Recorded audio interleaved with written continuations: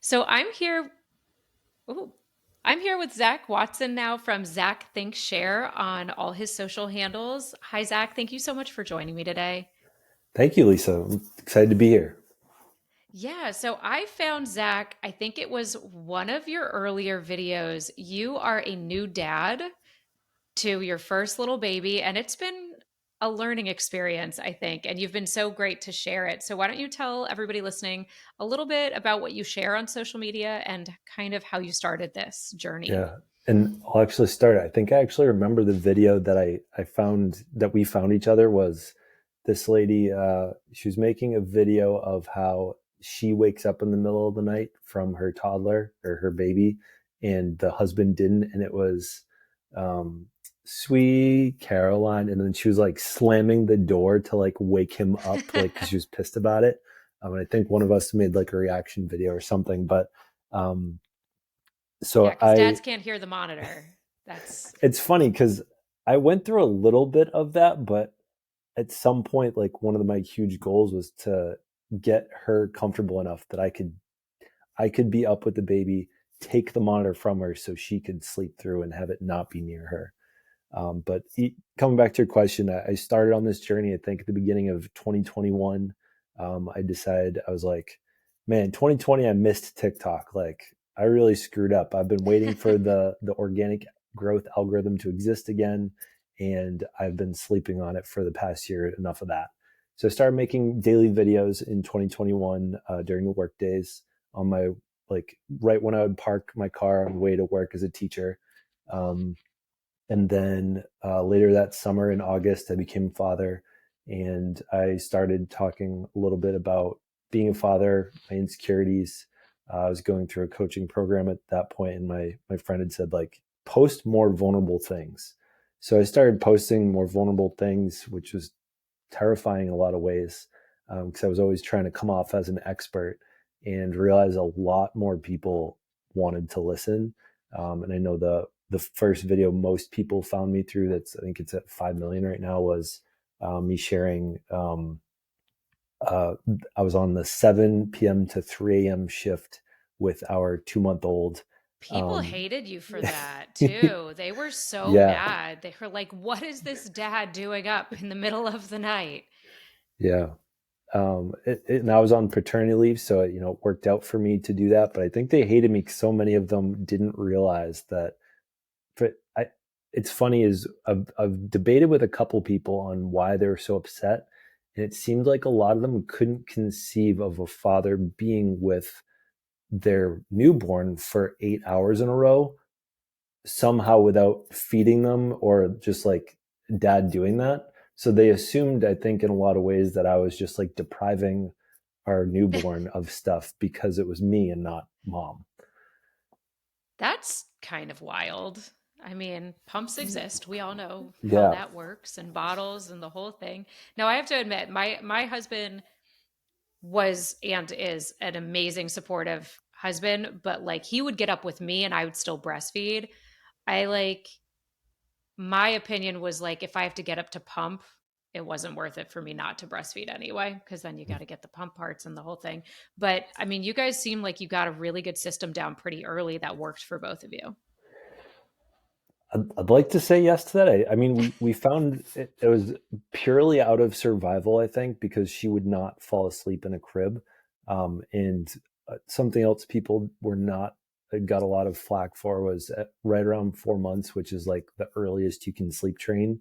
We Yeah. decided to do that because I was going back to work, and we just needed a new solution for sleeping at night.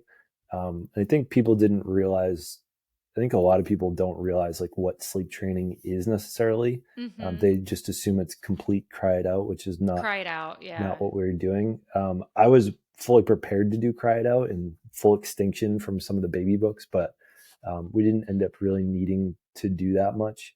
Um, So I find like you're damned if you do and you're damned if you don't, yeah, because like co-sleeping super unsafe as well. So I kind of went through the same thing with my third. He was the first baby I had that would not sleep in like a bassinet or like anything flat surfaced.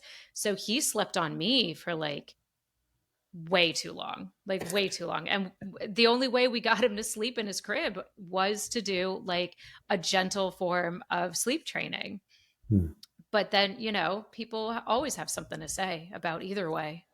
Yeah, I think Renee Reno, she made a pretty good video the other day, just like pointing out that like kind of shame on the people that like downplay sleep training so much that people can't even conceive it as an option because it's become so demonized for a lot of people Mm. that they're like, I will be a terrible person, I can't do this. And there's this mom that came on and was saying like, I haven't slept like a full night of sleep for like a year, and like that's Oof, so brutal. unsustainable.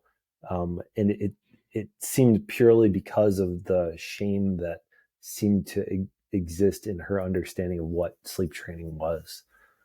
Well, and I feel like parents get into this so like no win situation because if the only way that, you can get any sleep is bed sharing, you're going to have someone tell you you're going to kill your kid by bed sharing. And then if you leave them in the crib so they can get used to it and they hate it because they hate it, um, like that's the only way they're going to get used to it. And then you're also like a demon because you're emotionally scarring your child. And it's just like, oh my God. Yeah. Like, I think everybody would like a baby that just sleeps in the crib, like without any struggles. Oh my god. One of my friends told me recently, like I was upset with him in my first months because I was sharing like what I was actually going through. I think it was on Facebook before I had really gone into it on TikTok. And I was just sharing like the challenge of being present with our newborn. Like I recognize I didn't fall in love at first sight, like I think a lot of people do, and I felt shame, and I was like, am I a sociopath that A I'm lot of not like, people don't, though. Like, yeah. that's the other thing. People are like, oh, a lot of people have, a lot of people don't, and they don't talk about it. And I was super, so I made a video talking about I didn't even say like stitch this or anything. It got stitched I think 30 or 40 times of people sharing their experiences going through it. One lady, she shared like a full 3-minute video off of it, and I think that has like 3 million views to it because of like I'm so glad that I created a platform for her to sort of share her story. But what I was saying was that the guy that had said like you gotta appreciate every moment, like he now has a baby that uh, just like sleeps through the night. I'm like, fuck you, man. Come on, oh, that's like even worse. When they're like, yeah, I'm going to just love this. And then they do actually get an easy baby. And you're like, "Ugh, I didn't like wish you a hard baby, but like also kind of just a yeah. little. Like there's a small like it almost feels like a rift in our friendship because he didn't seem to empathize with what I was dealing with, and now that Hmm. he could have come close to dealing with the same thing, Yeah, he's like, yeah, I don't know what still Zach not. was complaining about this whole time. Like, God, this is easy. I could have 100 of these. You definitely meet parents like that, and like again, as a parent of like multiple children, there's a few things that having multiple children gives you, and it's the perspective that you have zero control Mm, over what kind of baby you get and how like and you just have to handle it because every single one of my kids was completely different with like how they slept, what their moods were like, what their temperament was like how we bonded in the beginning. Everything was so different that like it kind of humbles you in a way that you're like, okay, like you may have one easy baby, but like you don't know. yeah. Yeah. I wish for people to almost, well, I haven't had a second one, but I would imagine having the first one or two to be the harder ones so that the other ones are not only easier because you have the learning curve behind you, but also because like I Comparatively. yeah. Yeah, we had our second was easier than our first, and we had them like back to back. So there was a moment that like I remember looking at my husband. I was pregnant, and my daughter was she was 12 months, and she had just started walking and like getting into everything, and like full on toddler mode was starting. And like we had never done that before, so I looked at my husband. I was like, oh my god. I'm like, if we weren't already pregnant, like, no way, no way would we be having another one anytime soon. This has really gone up a notch. We are not prepared. But he ended up being easier, so that was a blessing. Like he was that magical baby that you can just like put down drowsy, and he would just go to sleep. Yeah, Unbelievable. he still loves sleep. they stay this way too. People are like, oh, they'll grow out. They don't grow out of anything. They are exactly the same type of people from birth. Like my daughter hated sleep. She never wanted to sleep, and she has never liked sleep, and she still doesn't like sleep, and she's almost 9. Like, girl doesn't like to sleep. I'm trying to think of Still comes in our what room. that could mean for us, which sounds concerning. I feel like ours has gotten a little bit easier with if you put her down drowsy and she's yawned a couple times, she might fight it for if she's sick, she's going to fight it for a while. If she's in good health and like she might fight it for a couple minutes and then she'll give up. We're trying to get back off of giving her a milk bottle to sleep because we're so Mm. proud of ourselves. We accomplished this like a month ago, and then she got sick. I got sick. Alyssa's sick now. I feel like sick rules are like airport rules, like whatever gets you through it, whatever Yeah, gives you comfort too. So like, I get it. yeah. But going back into, so how old is your baby? She is 20 months old now. Oh, okay. So we're in the twos. So I Yep. feel like when you get into the terrible twos and beyond, this is where parenting kicks in. Like I feel like in the beginning, it's not quite parenting; it's taking care of a baby. Yeah. And once they start talking and having opinions and having tantrums, that's where parenting starts. Have you started to notice that? Have you and your wife talked about how you want to Yes. parent and discipline? Absolutely. It's. I think I was having this like mental thought maybe a month or two ago. Like, I feel like a little bit of a parent now. I didn't. I felt like a survival caretaker before, but now I Yes. feel like a parent. And I think I've looked forward to being a parent because I think I might not have been a great teacher in terms of like actually delivering math and science, but I felt like I was good at least with being patient and like giving them options and like setting appropriate boundaries and at least getting better at it. And one thing that we've decided recently was that um, rather than trying to do what we've probably been doing the first year and a half of just distracting her when she doesn't like something, is saying no, like starting to break her Ah, into the concept of like, nope, I understand you want that, and that's not an option at this moment in time. Like we have this backyard that we can wander around, and there's like a little rock wall, and then there's a part that's maybe 6 feet above the rest, and she has the ability that's to where she get up wants to there on her play. own. And yeah, and so I think just practicing saying no has been an eye opener. And I've so working with teenagers the past 8 years before I'm in sales now, but I think working with angsty, hormonal teenagers has been good training for this so far. I've heard from parents of teenagers that they're very similar to toddlers. And I'm not saying that to infantilize them, but like the hormone shifts and stuff, like the tantrums, the moods, all seems to be pretty, the I can do it, Hmm. the independent thing, apparently seems very similar, which I'm terrified for because my daughter's turning 9. So Yeah, and it's, I've been really grateful. I know that there have been a handful of times you've talked about like the state of America, and I've been appreciative of your gratitude towards teachers and what they go through. It I feel like you're one of the fewer non-teacher parents that seems to understand the struggle of what those teachers go through. And I, my last school I was at was an all girls. They all lived there. They had all been either a flight risk or like a oh, so like a unaliving high risk themselves boarding risk, school? something like that. Yeah, they Wow. we didn't have so I'm in Massachusetts. We didn't have snow days because they lived there, so they would like board us Oh, up in a hotel that down the kind of street. blows. Yeah, it was crazy. So you never get a snow day and you never get like a day off because you live at school. Pretty Yeah, much. people worry about being bad parents. And like, I'm not saying like people who send their kid to boarding schools are bad parents, but like you could go to a school and see your parents just for summers. And like, that's an option. Yeah, I think I had a light bulb moment. I'm like, wow, okay. that's an It's always option. there. Well, so I'm for kidding. these I'm going parents, the opposite. I'm going the most of opposite these. homeschooling next year, Oh, which is oh, that's crazy. right. I saw you talking about that the Hmm. other day. Yeah, so I'll be What picking your prompted brain that? about teacher stuff for sure. Um, Yeah, I can get into it. So, like, whenever, especially when people know me really well, I think they assume it's like political because I live in South Carolina and like it's very conservative. We've got the Moms for Liberty, like trying to change the curriculum and ban books and the whole thing. But it's actually not. My husband and I live a very like untraditional or unconventional kind of life. And again, I know that sounds probably shocking because we have very traditionalized gender roles in a way, but like he, like you, is an extremely hands on parent. We do a lot together. We're each other's best friend. We don't really have like a huge circle, and he can make his work hours.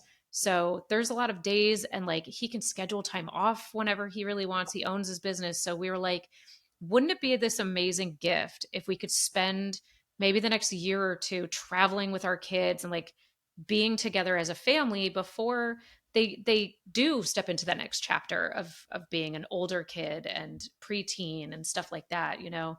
They're old enough that they will have memories of it, but they're young enough that like they're just cool hanging out with mom and dad. They still want to hang out with us. So we kind of loved that idea.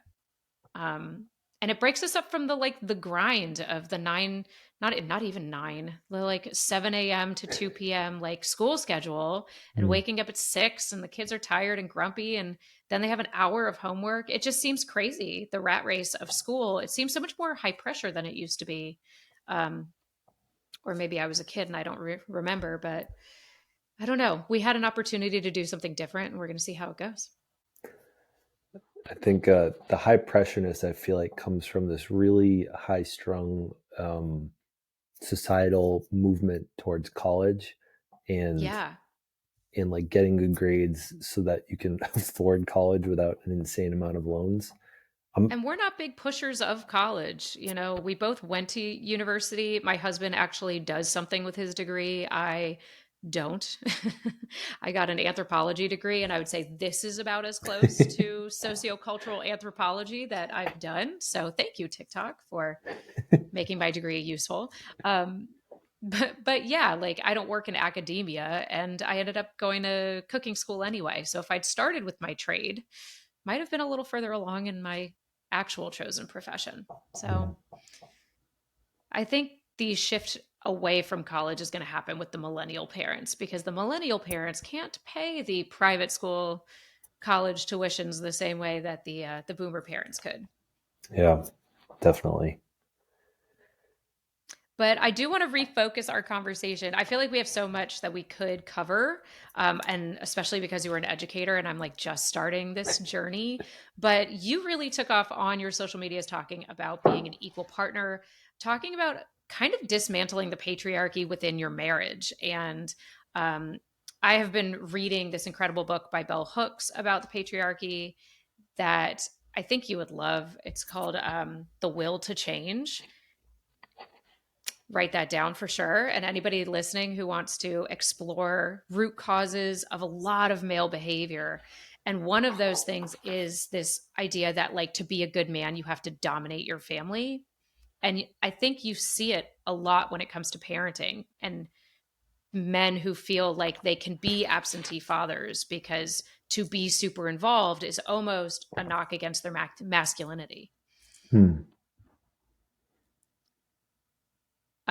Do you feel like you get that sort of reaction from men? Did they kind of respond to you like being an active father is emasculating in a way?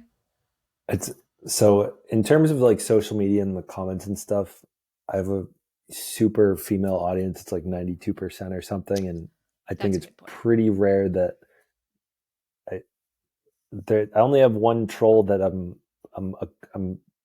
decent acquaintances with. Like we'll argue in the DMs behind the scenes about things, but he loves putting in trolling comments into things because we disagree on a ton. Um, but I I wish I had a better answer to that. I think a lot of you probably see a lot more of this than I do. I would bet. I get a But lot of comments about my husband from trolls being like, "Oh, well, you know, he must not, you know," or they assume I'm not married or I'm divorced. They think I'm like a bitter divorcee or something because I talk about the patriarchy. I'm mm, like, "No, I'm just married to a great guy," which is apparently rare. Um, it's I wonder if there are people in my life that think this way, but because I've been so outspoken, they might not let their opinions come out as much. Um, I wish I had a better answer to your question. I can't say that there are too many men that come to mind that I'm aware of having that sort of philosophy on things. What about in your real life? Like, do you have a bunch of dad friends? Do you kind of see different styles of dadding out in the wild? I feel like there aren't that many too, because so since I moved to remote work, there's like the people on our sales team that I talk with. They're mostly all like in their young 20s. Um, I think I'm one of two or three dads on our sales team now that I'm an account executive. But um, it's funny. One thing I'm really proud of is that I've immersed what I do on TikTok and Instagram into our culture. So I don't Mm-hmm. know if you saw this video I put up the other day, but my I was sharing with my manager. I said, "Hey, so good news for you and for me. Everly's going to be going to daycare soon, so I'm going to get like a fuller, more involved, more deeper thinking hours out of me." He's like, "Oh, that's awesome." And then he says, "I hope that lightens your mental load. Did I do it right?" And Oh, look at that. it was so cool seeing, like, so he follows me on Instagram, and he it was so cool seeing mental load enter into like the culture of our team of all guys, that Yeah, I feel like you're just like through osmosis, just kind of teaching them to be more cognizant, maybe. yeah, and also, so I mean, being a part of, so I was a sales development representative for a year. So I'm making about 100 cold calls a day to business leaders talking about our software, and I would say it's like a 40, 50 person group, probably 75% men. And one of the things I did purposefully was in our morning meetings that they're pretty nonchalant. We do a lot of like just shooting the shit. I would bring my daughter on all the time and kind of show like, oh, Zach went off screen. We know what he's doing. He's probably changing a diaper right now. So like really trying to embed into the culture, like one, like this is a family friendly like environment that like you can have kids and still succeed. You can be an involved parent and still succeed. You can, even though we have our call blitzes that we're expected to make calls for 90 minutes in the morning, 90 minutes in the afternoon, like you can juggle those things. I'm really proud to say that being brand new to sales, I joined last March. I landed the SDR of the Year award, and along the way, I was so glad that not only I was able to do that, but do that in being trying to be a good advocate for what it looks like to be an involved parent.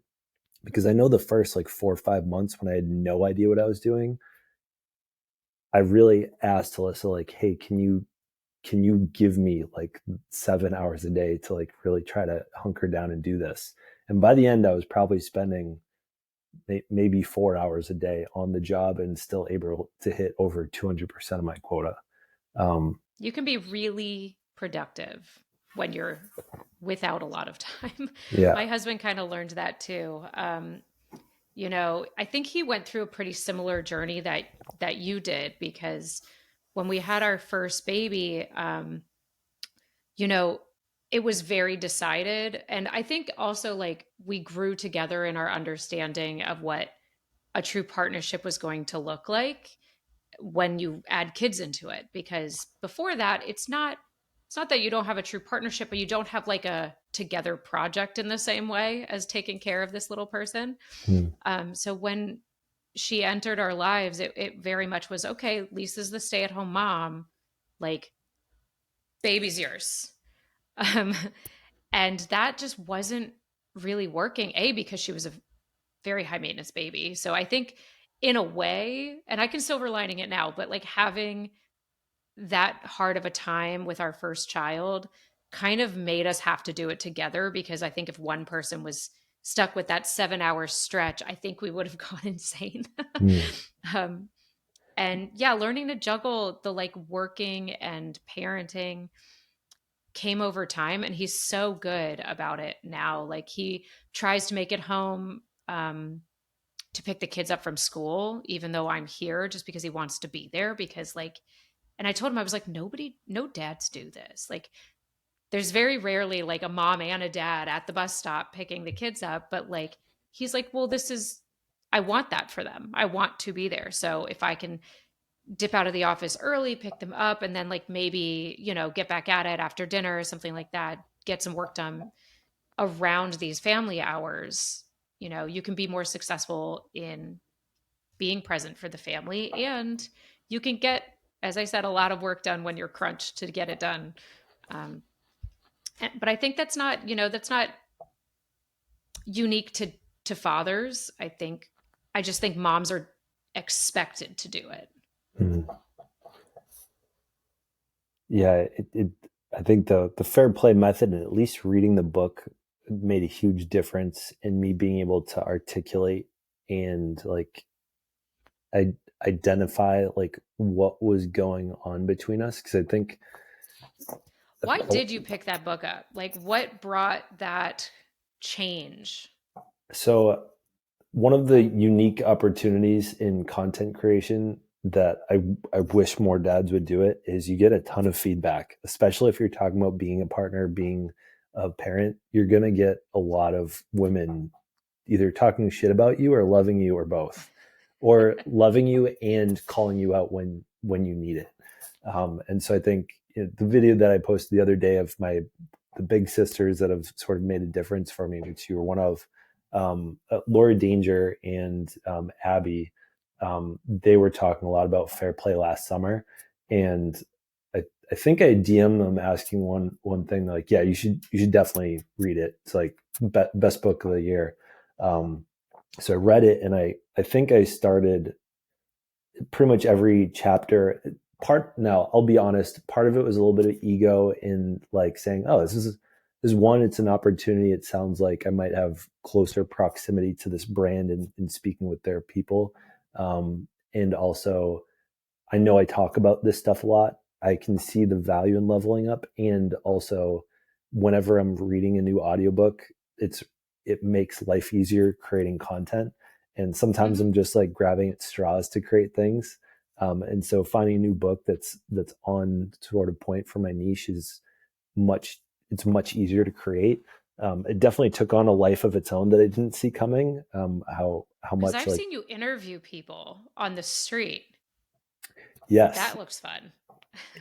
uh, there's a lot of background to that I wish I wish I could show more of the challenge of making those videos while still being on topic. But yeah, so I read the book. The Fair Play team sent me the Fair Play cards in the mail, which they sent it like the day before my birthday. I was gonna ask for the cards for my birthday, and they just showed up out of thin air. I was like, how did anyone get my address? And I found out that the company had sent them to me. So I met with them. I shared with them a couple ideas to promote the brand, and they said I had said like, what if I shared stats in the street with people and like just got their reactions, and they liked that idea. So coming back to it, I think it was a couple content creators. I saw an opportunity to share with my community things I was learning from it. I'm a huge audiobook fan, um, as well as like I saw it wasn't. I didn't realize what a level up it was going to be for me to like level up my life as a partner, until I Because started were reading you it. and your partner having issues as far as like figuring out how all of this like domestic work and childcare stuff was going to fit into your marriage? I think so. Yeah, and I think I was in terms of the spectrum of like becoming probably the best version of myself. I think I've always been heading towards it. I think definitely when I started getting called out and sharing with a large audience, like the improvement like started getting faster. But that book definitely helped me understand some of the. Have you read the book? I haven't yet. No, I've been Got it. wanting to You forever. got I to. swear to God, my book stack on my nightstand of like nonfiction books is like 5 high. So it's on my Fair. list, but I'm like, I've got so many books to read through. I'll share another thing on that specific topic of book nightstand books in a minute, but um, yeah, I think one of the huge parts that I didn't see coming from that book was it breaks down a couple of mindsets that we don't realize that we have. Like one of the main Hmm. one, I think it's a great quote from the book, is that an hour in the doctor's office holding your child's hand is equal to an hour in the boardroom. And it highlights the disparity that we have in our culture of I think capitalism and how we Hmm. map everything onto dollars. And I think I And still what have to sort of relearn that. time is worthwhile being spent? Yeah. I feel like, so when I tell people that I do content creation and like stuff, I think everybody always jumps to be like, oh, okay. So like, how much money are you making? How much monetizing are you doing? And I'm like, no, this is like a passion project type Mm. thing. If I didn't make $1 from doing social media, I would still be Still doing good. it because like these conversations are what I get out of it. And same thing with like my husband when he talks about his business, and he's always had a really good head on his shoulders about work life balance, but capitalism doesn't reward that. Um, he could be so much further financially and like business wise from where he is now. He's been building his business for over a decade, but like he's always kept that horizon. Like he's always had a good center. Mm. He's never wanted to be the person who's never around. You know, and I feel like it's really hard to break out of that. Yeah.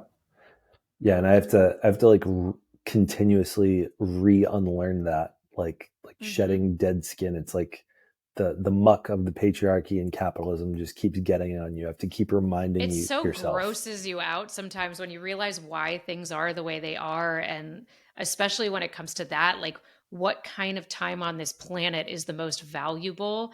And we've decided as like a culture, it's the ones that make you money. Mm. Like every time you pick, anytime you get good at a new hobby, somebody be like, oh, you could sell that. Oh, you could, you know what I mean? It's like, Which feels like a huge like, oh, I could I sell this. That's like a could. huge Yeah, like it's a compliment. huge compliment, but it would be such a better compliment being like, "Oh, I see that makes you really happy. Like you're really Mm. fulfilled by that." And I think that's where stay-at-home moms get the like short end of the stick because our time is unmonetized Yeah. and then undervalued by our culture because we're not being paid for it. Simply that. That's the only reason. It's meaningful work and it's hard labor and it is every bit as stressful and time demanding as any other job I've ever done. And yet, because it doesn't earn a paycheck, people see it as your place or like, something so undervalued that it's not even a thing. Mhm. Oh, I and I'll say for people that are interested in getting learning about fair play, or they have the book on their nightstand, they've been waiting for it, they have the cards, haven't opened them. There is I think 30, 45. No, it's probably longer than that. There's a Well, documentary on give them a YouTube bit you of a can do. synopsis of Sure. Fair Play, the book, and like kind of what its core tenets and what it's trying to express to people is. Yes. So I'm actually going to slightly adjust your question. So Okay. the book Fair Play you probably heard of. What most people have not heard of is the follow-up book, Unicorn Oh, Space. So I actually jeez. recommend that people read Unicorn Space first. Here's why. Okay. I'll share a metaphor with you that I've been falling in love with recently. If you and your partner wanted to buy a new home, right? You would One of the first things you might start thinking about is, oh, we probably need to save up some money for a deposit, or unless we already have some, and or to do that, we probably need to set a budget for ourselves. We need to start tracking our money, thinking about the structure in which we spend, what we're spending on, thinking about like what our situation looks like so we can quantify it. Fair play is budgeting for your relationship. Unicorn space is the home that you're trying to buy. I think a lot of people. So fair play synopsis is it's a re it's like a new way of thinking about how to structure the responsibilities in a household. So most people, so for example, there's still a lot of ways we don't implement it fully. For example, my wife is often doing the grocery orders, and I go do the execution of picking it up and putting them away. So she's doing the conception, the planning, and I'm doing most of the execution. She's still clicking the Instacart, setting it up, talking to me about a time I can go pick it up, but I do like half of the execution of that. So Fair Play talks about how if we were to take chores or domestic labor in any of it and have the whole CPE assigned to one person, then a Mm-hmm. lot of the communication problems disappear and the mental load gets realized. Because a lot of people, a lot of guys, myself included, I know I'm still at the tip of the iceberg of like how much I still don't understand about mental load and what Alyssa is bearing over there that she probably can't even articulate, is how much thinking is being done on a day-to-day basis for all these tiny little things that add up. So fair play is a way that helps re-evaluate, redistribute domestic labor and especially the mental load within the house. And part of the huge reason that that's valuable to women, one is they've been thinking about this, but I know a lot of people haven't had language to describe it.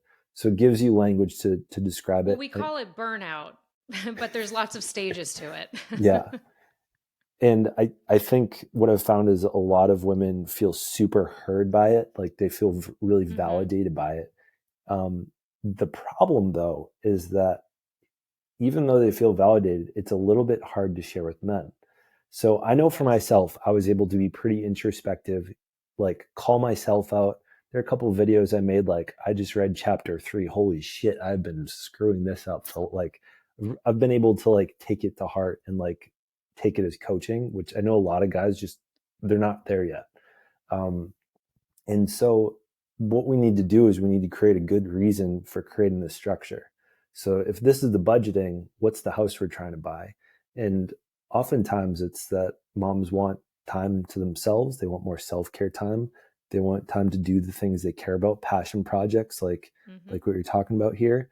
And sometimes Yep. My husband took my kids to a piano, grabbed some food for dinner, and is probably out there like prepping dinner. So. that's wonderful. So it's almost like you guys have acknowledged the value of this would be your unicorn space in how to Mm-hmm. create structure for that to exist.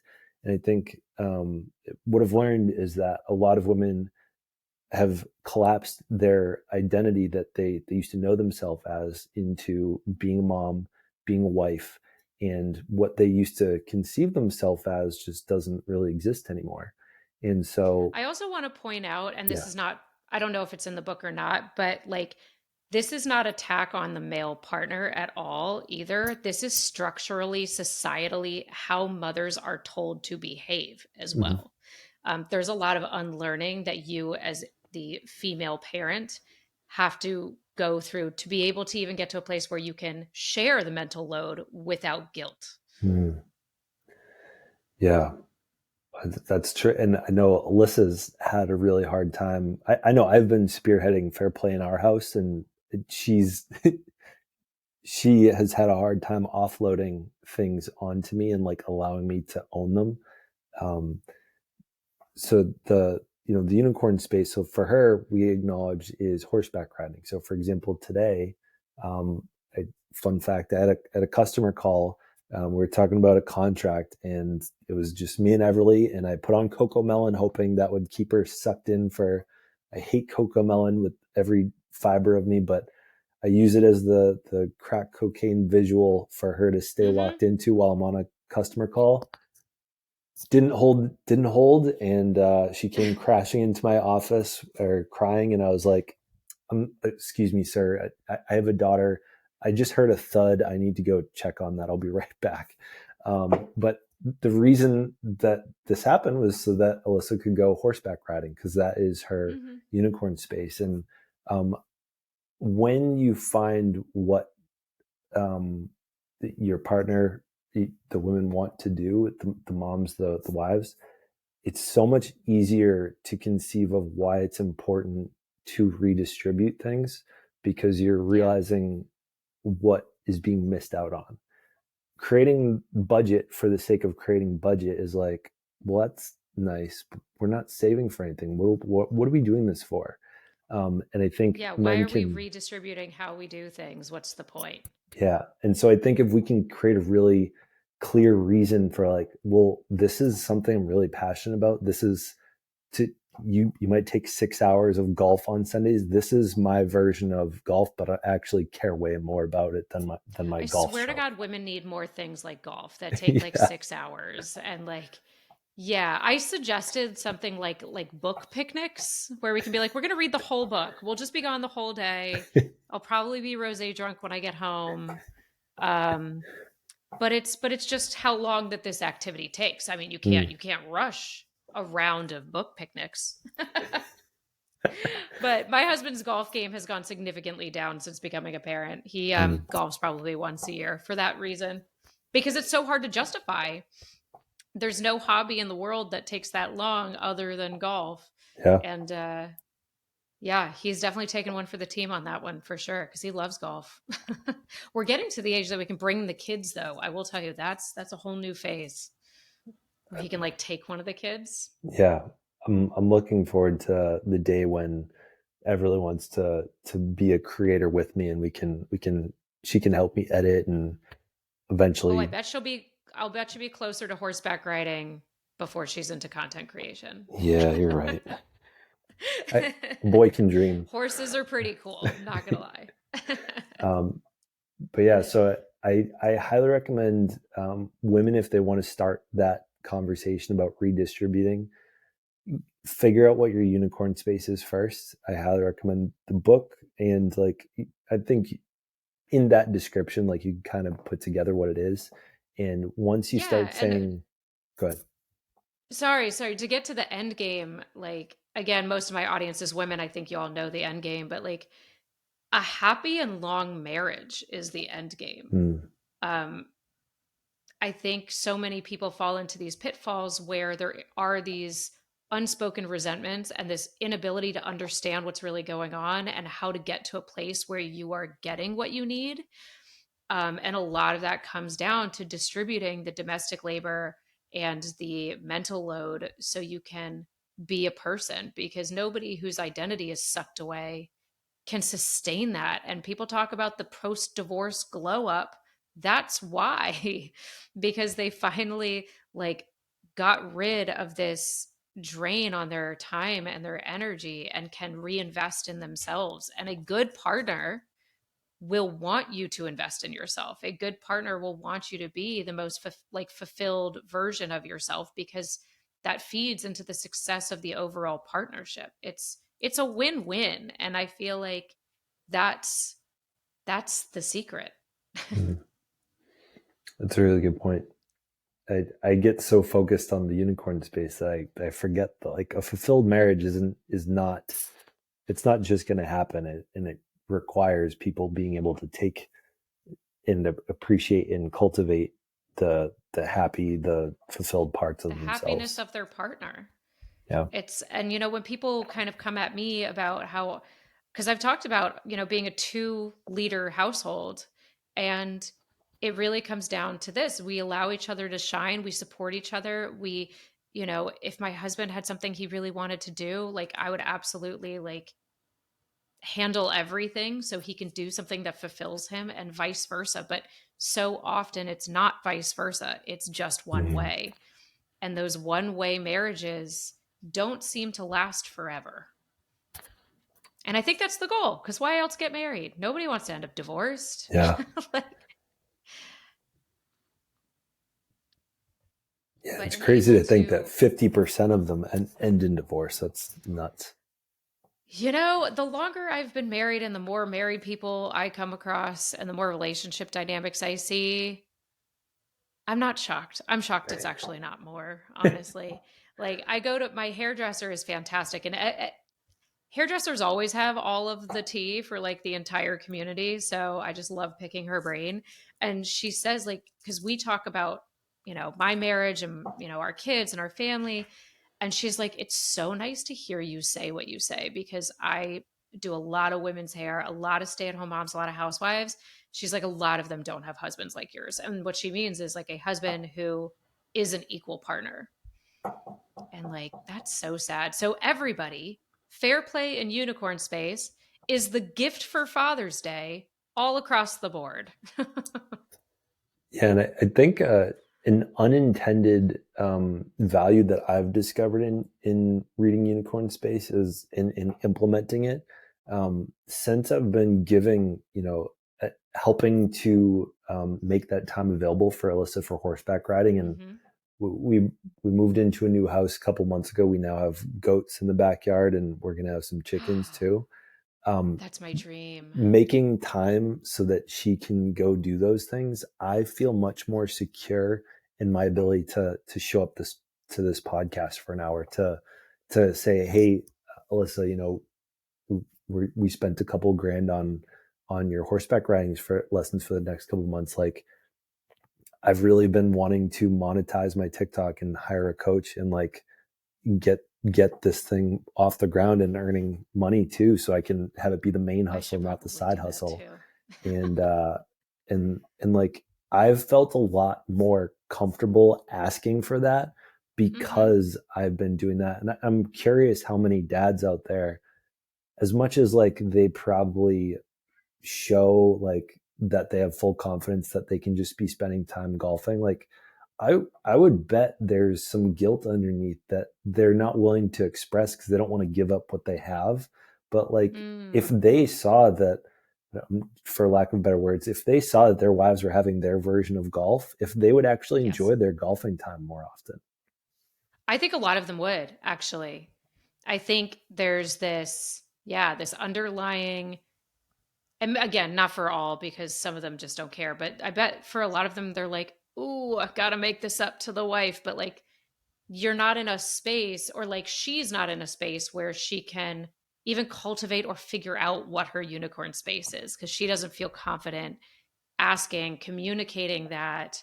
Um, or that, again, going back to weaponized incompetence, doesn't feel like her partner is capable.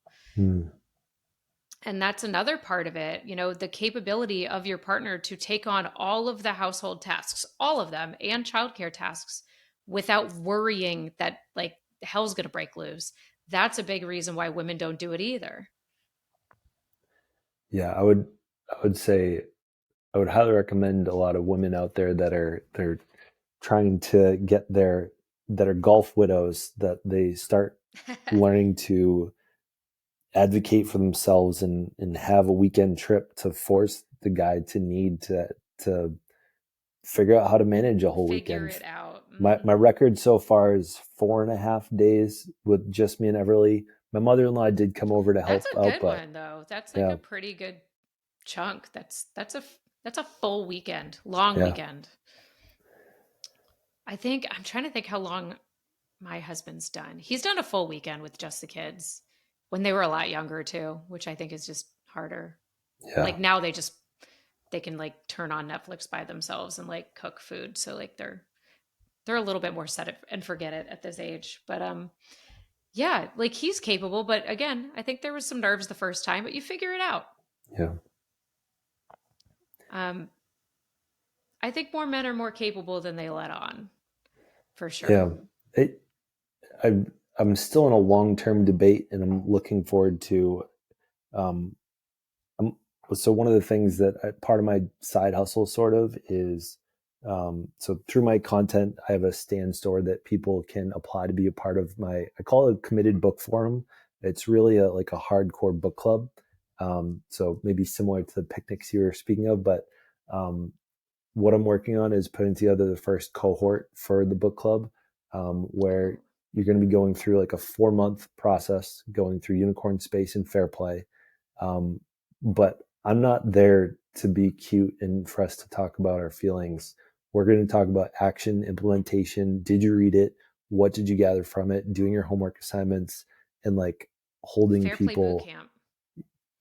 Maybe I should call it that. I don't know if the brand will I let me think use you that should. word, but that sounds like a good idea. I am a fair play. I'm a certified fair play facilitator. Oh, okay. So you're basically going to be guiding people through the book and through the lessons and actually making them use these tools in real life. As much as I can make them, I can lead them to water. I can keep their head really close to the water, but I can't I feel force like them to drink arguably it. if they opened the book and joined this thing, they're like two steps in already. I feel like Yeah. they're right at the water. So, And I've also recognized recently, like with myself, so I and another it's sort of a opportunity for other people that are trying to get into content creation. I hold an accountability group of content creators that oh. I it breaks my heart every time I hear someone say, "Oh, like I I should start making videos like that. Like I love what you do out there, man." But I'm like, yeah, start. And people need Hmm. to hold their feet to the fire. I've been working on the past 3 weeks. I've been doing 3 videos a day, which is challenging. The reason I'm successful at it is because I've promised, and I'm a part of this group, that if I don't execute on what I had committed to, I owe money to the group. So Oh. we have $210 at risk every week. So if you're doing one a day, it's $30 per video. If you're doing three a day, it's $10 a video. So like last week, I put up 20 videos. I sent $10 to the group and dispersed it between the other people. Someone missed two of their videos. They of their seven, so they owe $60. So people are looking to be held accountable to content creation or looking to be held accountable to getting into the book. This is uh, this is my favorite thing to do as an accountability coach. Wow. I didn't know you did that as part of your, I guess, your journey with Fair Play. Yeah, That is really cool. What the kind of fair people are signing up for this? Like, do you get a little background of why they've started looking the into this book? so it hasn't really started yet. So Okay. I'm working on my offer right now. I'm going to be having an info session in a couple weeks, like going over like when the meeting will be, what it looks like from a homework standpoint, the where they need to go for things. I'm still in the formulation stage. If people are interested, they can go to my Instagram or TikTok stand store. It's like the link in my bio, and Okay. apply to be in the book forum. And as I am working on it, I think that there have been 20 people that have shared interest so far.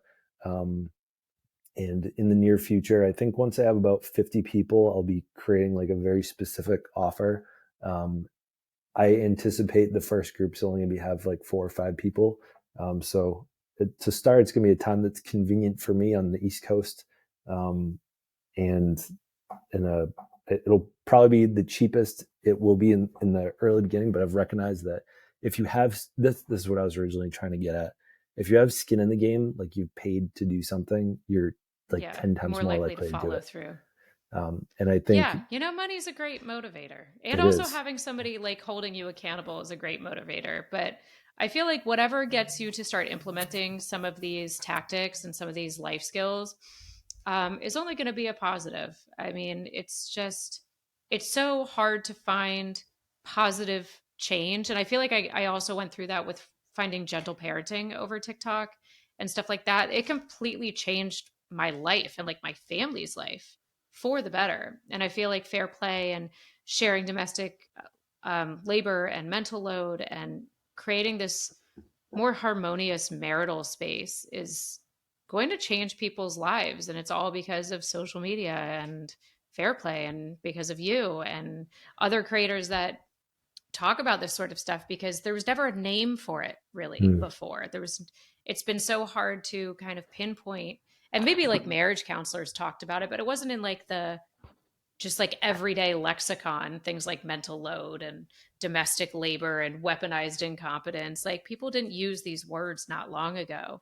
And now that it is, it's like light bulbs. It's like, oh, this is how we save our marriage. This is how we work together. This is how we can spend 30 years raising and helping each other grow businesses and raising kids and building this life, and it's like the building blocks. I feel like everybody should go through some sort of like premarital fair play boot camp. Yeah. I know we had like two or three sessions with like the pastor that wed us, but like looking back, that was not nearly enough as probably the training that would have been valuable. Like I feel like Deeply if unprepared, yeah. yeah, I don't know if anyone goes into marriage really prepared. Even if someone's been together for 10 years or something, living in an apartment together, it's just I I would bet it's not the same. I I'm of the belief that people should get engaged then move in together. Trying to think what we did. We moved in together. We have like we went against all of the rules. We got engaged after like we decided we were going to get married like almost instantaneously. Got engaged after 6 months. Moved in like We're after really two close. We weeks. did it in 3 months. Yeah, and then married like pregnant within our first year of marriage too. So we went like Wow. straight in and a hard baby. So like, whew, we learned That's really quick. wild. I thought we were quick, but we waited at least 6 years after marriage to have our first kid. I think we knew I think we got married because we wanted to start having babies, and we wanted to have babies probably like after our third date. So we, yeah, we moved really quickly, but we're celebrating our 10-year anniversary this year. So That's it's working. fantastic. But I would always recommend people live together. I think the domestic part of it is huge.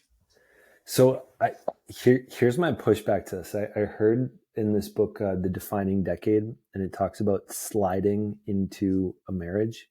And the reason that so we did it and then read this book and we're like, oh, this makes sense, was that a lot of people that do live together first and they're just Hmm. dating, part of the reason they usually move in together is financially. It's probably a little bit makes more sense. Guys have easier access to sex. Women have easier access to like the intimate, like emotional piece of that. And so they start there, and then over time, and for the same reason, you and I know that if there's a free trial for something and it asks us to put our credit card down, we're like, is it really going to turn into a free trial? I know I'm going to end up paying 5 extra months worth that I didn't mean to on this credit card, because even if I enjoy the first 30 days, we have such a hard time like ripping off the band-aid when we have any kind of like sunk cost. So they talk about in the book, like people will not break up because they bought a couch together. People Oh will yeah, not break up because they got a dog together. And so they sliding have to into move. marriage is like you've been living together a couple of years, you've got this apartment. It's like, oh well, I guess marriage makes sense. And they have a hard time having those tough conversations like, you know what, I don't think we should get married. Like people are much more comfortable sliding into that marriage role when they might not have had the tough conversations that are required.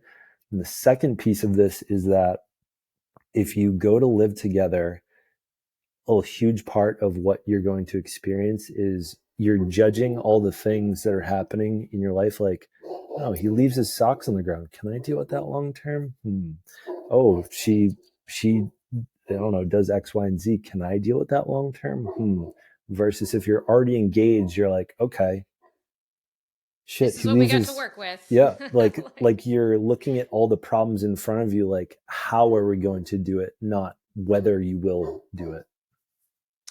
that's a very good point. That's, I will say, probably the best argument against living together first. I think you still got to know how somebody lives. I don't know, because some of that is deal breakers. Not the socks thing, clearly, but like being in close cohabitation is very different than seeing each other. I feel like dates and like that sort of stuff is very best foot forward. Yeah, And I feel like you have to do like one stomach bug together, and then you'll know everything I you get need to that. know. This is what I would say to if someone were asking my advice, which no one is, on this piece is if you are going to live together, I would argue you need to have really specific, intentional, scheduled conversations before signing the next lease. So let's say you sign a 1 year lease as like a trial Hmm. period, like just like that credit card you're putting down for the free trial, like you need to have a scheduled hard conversation to be like, how what's the state of us? Because Yeah. people will, Where are we? yeah, they're like, oh, should we get a new, should we renew for another year? Yeah, let's do it. Like, I actually know a friend of mine who got married because she didn't want to start over dating. So I do know somebody this has happened to. They're still married, which is shocking, but uh like but she knew. She was like, "Yeah, I just can't start over." I'm like, hmm.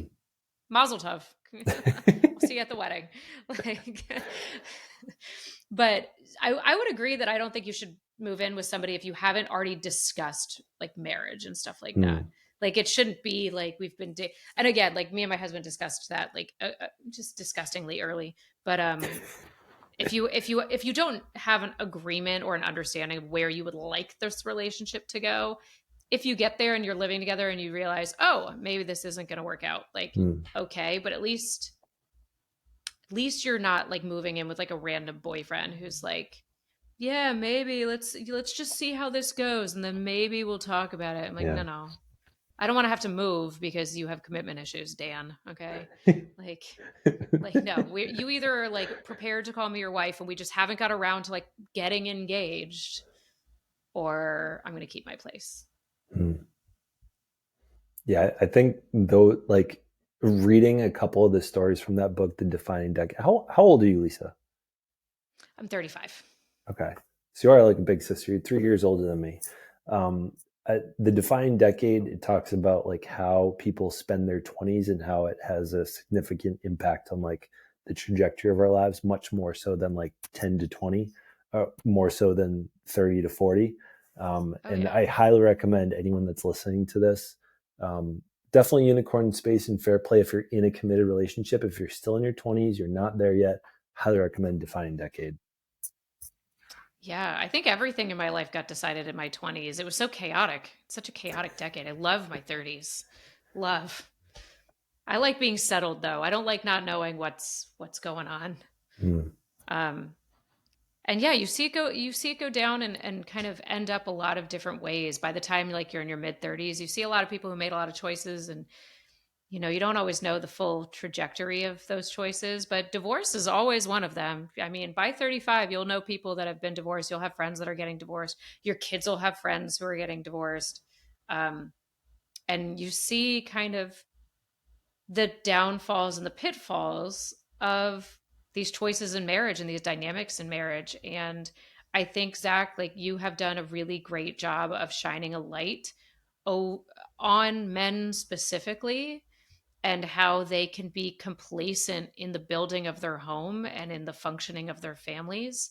And that complacency is failure. I mean, in my Mm. opinion, I think if you're not an active participant, if you are not making meaningful time to help curate this family that you've decided you wanted and this home and this life, if you're not an active participant, um, you're expendable in a lot of ways. Not to be harsh, but that's how these divorces happen because women are finally kind of done having an absentee partner. Mm. Everybody wants to feel invested in, and that is, I'd say the same for men, women, kids, non binary folks, human beings on this planet. People want to feel like they are important enough for you to do what's in their best interest. And I think you've done a really great job showing your journey, and we're getting to the end of our time here. But everybody, I'm going to tag Zach down below. If you are interested in reading Fair Play and want to learn more about it, go check out his page and check out his videos on him learning how to be a dad, because now you're 2 years in almost. Yeah. And it's been really a pleasure to watch you stumble and learn and grow. And I thank you so much for being here and talking with me about all of these topics. And for those of you listening, I'm Lisa, and I will see you next time.